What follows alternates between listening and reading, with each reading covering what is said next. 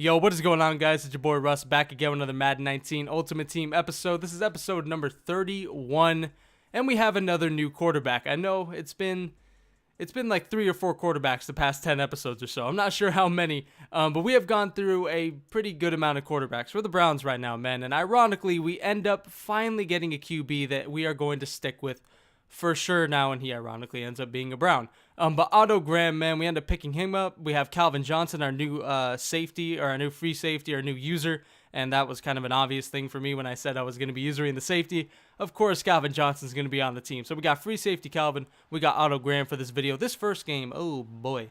This guy did not have a good team. I don't even know if this dude had played Madden before. He didn't even bullet pass this entire game. This game does not end up being that long. Not very long at all. I think only 3 minutes. But I figured I'd talk about the upgrades, and then we jump into the next game, and the next game is crazy. We end up throwing a lot with OTTO Graham, so you guys will definitely be able to see him throw in this game. But like I said, just kind of getting into the upgrades in this first game. You know, the second game is a lot better, as I said. But this game, Calvin Johnson, OTTO Graham. I really wanted to talk about OTTO Graham for a second because back in Madden 25, my first Madden was technically Madden 12, Madden 13. I really started playing.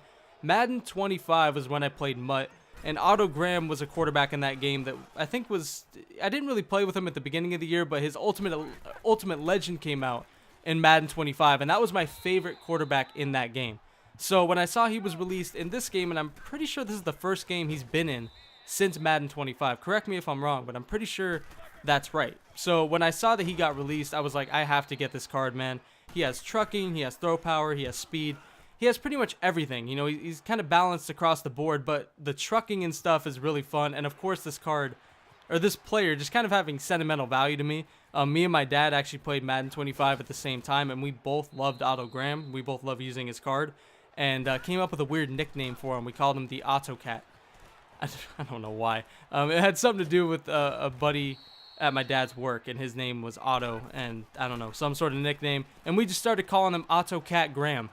I don't know if I'll be calling him that very much during the series and our time playing with him, but I just thought it was kind of funny, that nickname. It always made me laugh. I don't know why, the OTTO Cat made no sense, but it was pretty funny. So OTTO Graham, man, you know, like I said, pretty much getting over it now. We have OTTO Graham at QB, and he's pretty fun to play with. I'm really excited to have him, man. He's actually a QB that I'm really, you know, just excited to play with. I'm happy we have him, and he's pretty damn good. 93 overall, highest QB we've had in this game so far, and he's got some really good stats, man. So he's really our only guy on offense to really do anything now.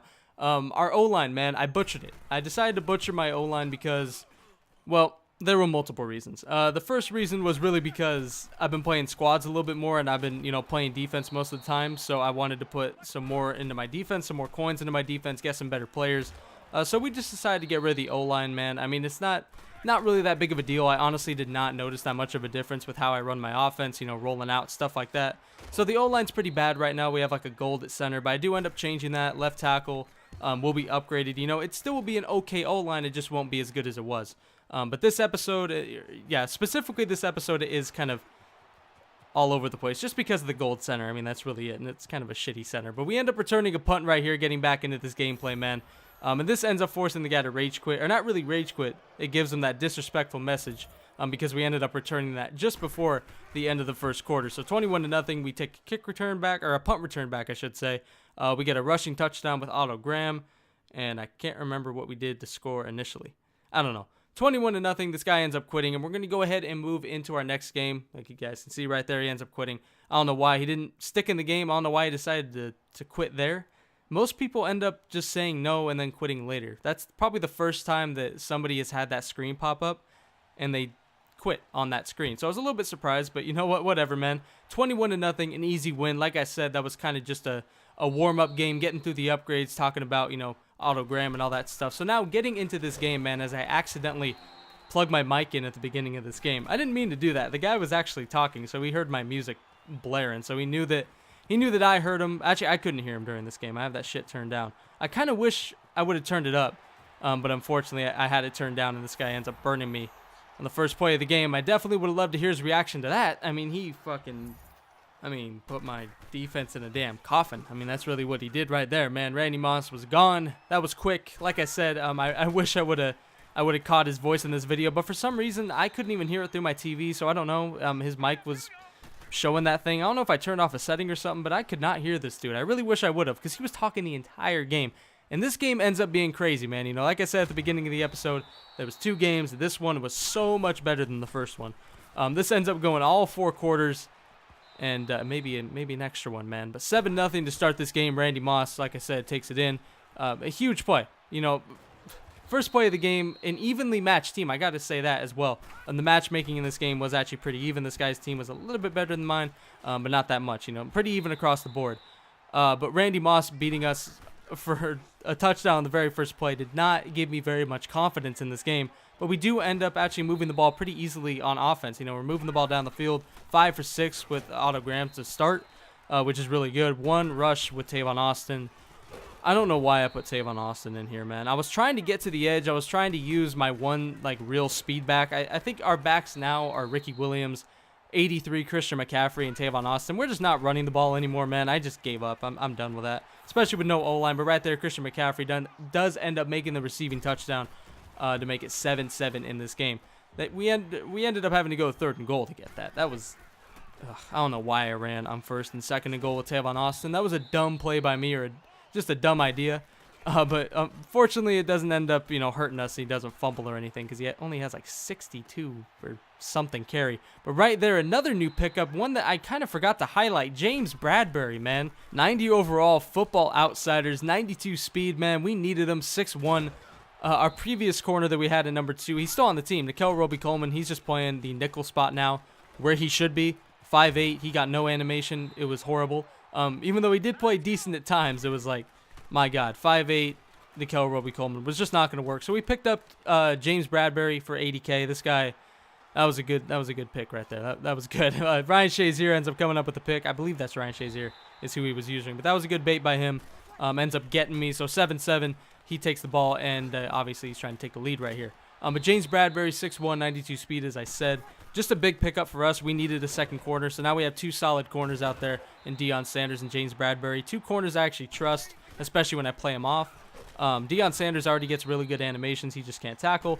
James Bradbury, we'll see. He's off to a very, very good start in this game, and I believe he actually had a pick in a Mutt Squads game I played. So, you know, he's played really well so far. As right here, this dude ends up giving it back to us. Thank God, man. We really needed that. We end up getting the pick with Cam Chance. So this just felt like one of those games where turnovers were going to mean a ton. You know, whoever got... Wow, okay. Well, as I say that, I end up making a horrible, horrible, horrible read. But whoever gets more of them is going to end up winning this game, is how I felt for turnovers. But unfortunately, you know, we end up throwing the pick. That was a good bait by him. And then he throws a pick to our CPU. We get it back. And on the very first play, I give it right back to him. So, I don't know what I expect, man. He ends up getting 1st and goal at the 3-yard line. 2nd and goal at the 2-yard line. Now, I'm thinking he's going to be able to rush it in, but this guy was just struggling at the goal line. You know, I think he struggled later in this game. He just didn't, well, honestly, like me, just didn't really have that many goal line plays. We locked him down. 4th and goal. Touchdown. Great. That's what we fucking wanted. Oh, my God, man. I don't know why this dude went for it. He just got ballsy, man. He got really ballsy, decided to go for it, and ends up getting it. Does not take his field goal. I mean, like I said, just ballsy, man. I can't believe he did it. But he got it. So 55 seconds left. We're trying to do some stuff right here. We're trying to do some stuff. Obviously, we're trying to do some stuff. Trying to complete some passes. And we do, man. Tyler Lockett ends up catching that pass, getting us inside the 5-yard line. But only I can fuck this up. Only me. Only Dangerous 13 can fuck this up, man. 20 seconds left. We do the smart thing. We throw it away, knowing that the play was going to go nowhere. Note we have no timeouts. 2nd and goal. We run quick, trying to get in. We don't get in. At the 1-yard line now, I hurry up to the line. That's smart. What's the smart play to do here? Read Jimmy Graham, read the run with OTTO, or throw it away. I decide to run it at angle to the end zone. I don't read anything. I can't run. I can't pass. I don't throw it away. Instead, I waste a huge, huge, huge play at the end of the half by Tyler Lockett, which are going to be important points, mind you. We waste them. We leave them on the board. We get no touchdown. We get no field goal. We played that first half like a goddamn potato. I ain't sugarcoating shit, man. That was a horrible first half for us. We made some horrible, horrible, horrible plays. Granted, this guy did too, and that's ultimately what's keeping us in the game. The fact that We have made mistakes, but this guy has made them too. I know the mistakes I've been making. I'm learning from them right now, man. We end up putting together an awesome drive to start this half. Obviously down 7. I knew I was not out of this game. I knew it. I knew this guy could not stop me on offense. We were moving the ball. The only thing that just wasn't, or I didn't have a ton of confidence in, was my goal line offense. And lo and behold, what gives me trouble again? First and goal line offense. At the 6-yard line now. Just trying to do some work, trying to get into the end zone, but we can't do it. Our goal line offense is just not working, but apparently it does work. Second and goal, we find Jerry Rice in the end zone. Just ended up running an in route, but I still do have so much trouble with my goal line offense, man. I really don't have any money plays right there. It was pretty lucky that we ended up getting in from where we were with a pass play like that, because this guy, he had been shutting us down all game. But that was a huge score, man. Ties the game up at 14, and now we can try to make a stop. That is obviously why we upgraded our defense to make these clutch stops, man. I mean, I did it for MUT squads, but obviously for this as well. I mean, our defense is obviously better across the board in a lot of places. We are actually able to get teams stuck in 4th downs. We got this guy stuck in 4th downs consistently. I had confidence in my defense this second half. I actually had a ton of confidence in my defense. So right now, we're just this defense trying to live up to the hype that I'm building for it right now. We've upgraded it a lot. I feel like it's really balanced. I feel like there's a lot of speed on it. And we're doing pretty well right now, man. You know, regardless giving up 4th downs, we're getting them to 4th down. We've gotten teams to 3rd and long, 4th and long. We just hadn't been able to stop them in the past. Now we have got to lock up and stop them. 4th and 3 again on the same drive. This guy does not give a shit. He's going for it. End up getting stuck on the D-line, but we end up forcing the incomplete pass anyway. Jaron Reed. I think I ended up actually breaking that pass up with Jaron Reed. I got stuck on the D-line. I was so scared I was going to get burned by the same play again. I don't know why I keep running into people that just continually run the same play. I don't understand how you have fun just running the exact same play, making the same read every single time. But that's what this guy did. That's what a couple of guys that have played recently have done. Just same play over and over and over and over again. Really boring. I don't get it. But that's what this guy was doing. We ended up making our stop, the stop we needed. Now we're trying to get this lead. 3 minutes left. We're trying to kind of chewing the clock a little bit. Not really, kind of have it in the back of our mind, but we're just trying to score at this point. 3rd and 6. Obviously, the goal line has been a problem for us. And again, it is. I don't know why I threw that. I got way, way, way too greedy. But on the next play, the very next preceding play, I don't know how we keep doing this to each other. Just throw it right at me, man. Why the fuck not? Cam Chancellor baits the wheel route, and we take it down the sideline. Beat the quarterback, beat the tackle to the end zone, baby. Touchdown. I mean, what do I even say at this point, man? It is just pick for pick for pick for pick. I don't know how many picks have been on back-to-back drives, but a bunch of them have, man. This guy gets a huge, huge pick on the goal line, and we take it back for... No, please. No. Somebody catch him, please. No, not again. Oh, my fucking God. Madden. Oh, they build you up just to tear you down. What the fuck, dude? We throw a pick on the goal line. We get a pick 6. Our spirits are high, and we give up a fucking kick return. Again. I don't know how many kick returns we have given up. How many of them have come in the worst possible situations. But just like that, everything that just happened, basically the past quarter, means nothing. We're tied again. 21-21. Jerry Rice inside the 30 to the 29. We just need a field goal. This guy does have all 3 of his timeouts. We are definitely in field goal range. We're not getting hit. We go down with McCaffrey. There's no way in hell that I am fumbling this ball. We keep going down. We're making sure that we use this guy's timeouts. He actually does not end up using one right here, very surprisingly. And you guys will see he actually ends up keeping 2 timeouts. He saves one, ends up losing 40 seconds, takes one of them, and then right here, Tyler Lockett, man, damn, so fucking close to catching that ball.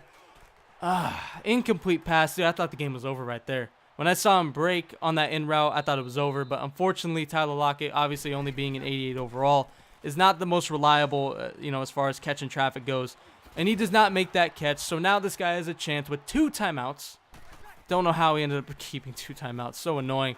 But, you know, only down 3, 33 seconds left. This guy keeps hitting this running back play over and over again. And for some reason, no matter who I man up on it, they cannot stop it. So I tried to user it myself. And as I said earlier, if I user the fucking running back, he would throw to the inside receiver. If I user the inside receiver, he would go to the running back. And right here, we have both of them blocked, but he goes to the tight end instead. First and goal from the 7. Oh my God. That was a pick. Oh, what a play. Nikel Roby-Coleman bats that away in the back of the end zone with 1 second left. What the hell just happened? I don't even... How do I even commentate that? You know how much fucking crazy shit just happened in like 10 seconds?